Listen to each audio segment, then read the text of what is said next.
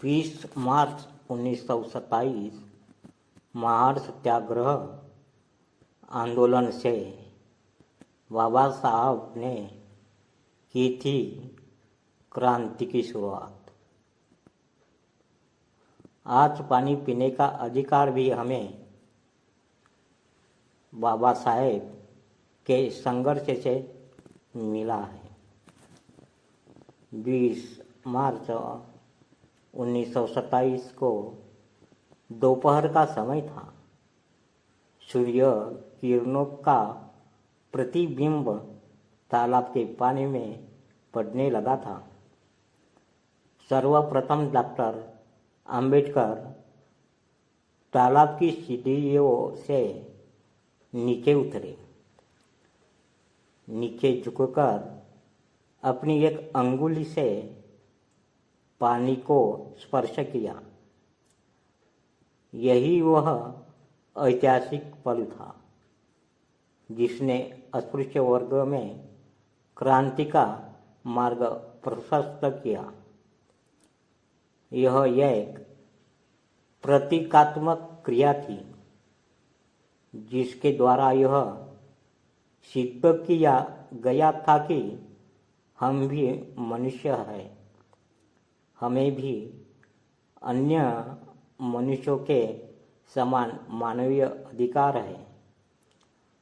अंग्रेजी शासनकाल के दौरान 1924 में महाराष्ट्र के समाज सुधारक श्री एस के बोले ने बम्बई विधान मंडल में एक विधेयक पारित करवाया जिसमें सरकार द्वारा संचालित संस्थाएं, अदालत, विद्यालय, चिकित्सालय, पनघट, तालाब आदि सार्वजनिक स्थानों पर अछूतों को प्रवेश व उनका उपयोग करने का आदेश दिया गया। कुलाबा जिले के महाड़ में स्थित चौदार तालाब में ईसाई, मुसलमान, पारसी, पशु, कुत्ते सभी तालाब के पानी का उपयोग करते थे, लेकिन अछूतों को यह पानी छूने का भी इजाजत नहीं थी।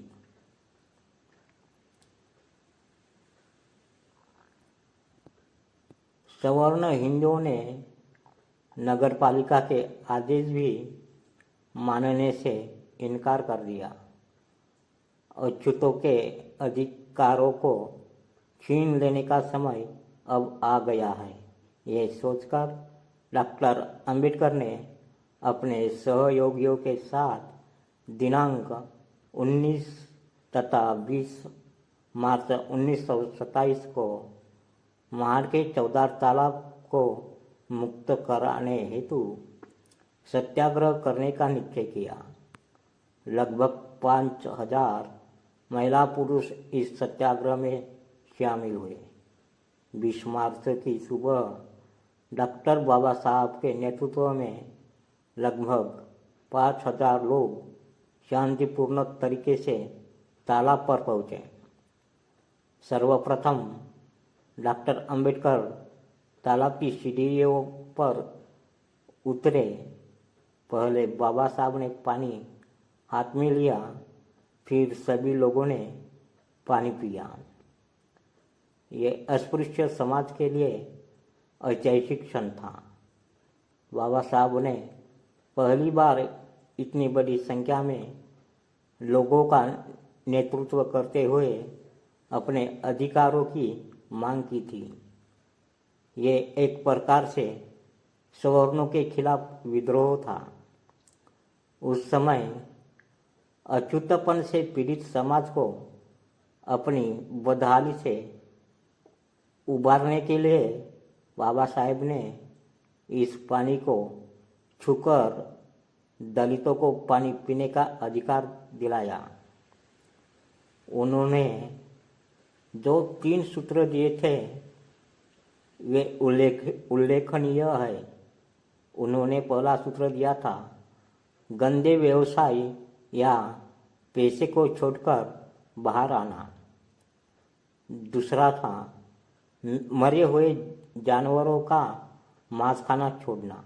और तीसरा सर्वाधिक महत्वपूर्ण है, अच्युत होने की अपनी स्वयं की हीन भावना से बाहर निकलना और खुद को सम्मान देना।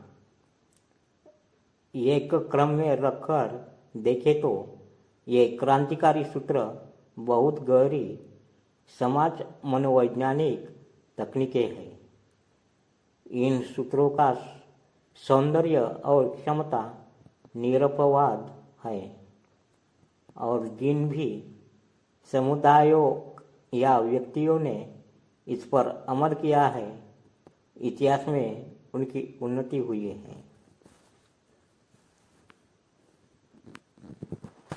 दासता और गुलामी को तोड़ने की शुरुआत थी ये, लेकिन बौखलाए हिंदुओं ने भीड़ पर लाठियों से हमला कर दिया। बहुत से लोग घायल हुए।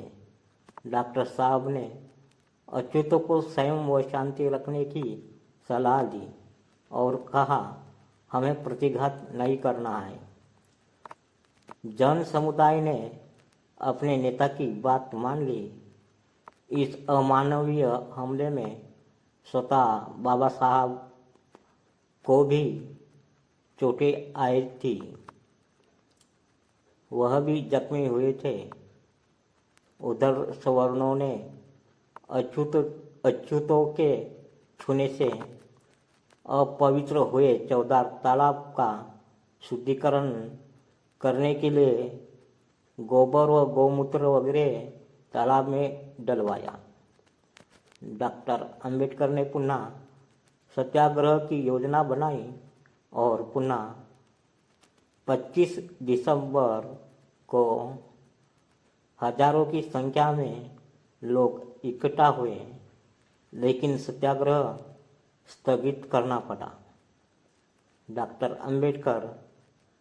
डॉक्टर बाबा साहब अम्बेडकर ने बम्बई हाई कोर्ट में लगभग 10 वर्ष तक ये लड़ाई लड़ी और अंत में 17 दिसंबर 1936 को अच्युतों को चौदार तालाब में पानी पीने का अधिकार मिला। यह समाज के लिए ऐतिहासिक जीत थी। तो लाइक कीजिए, शेयर कीजिए।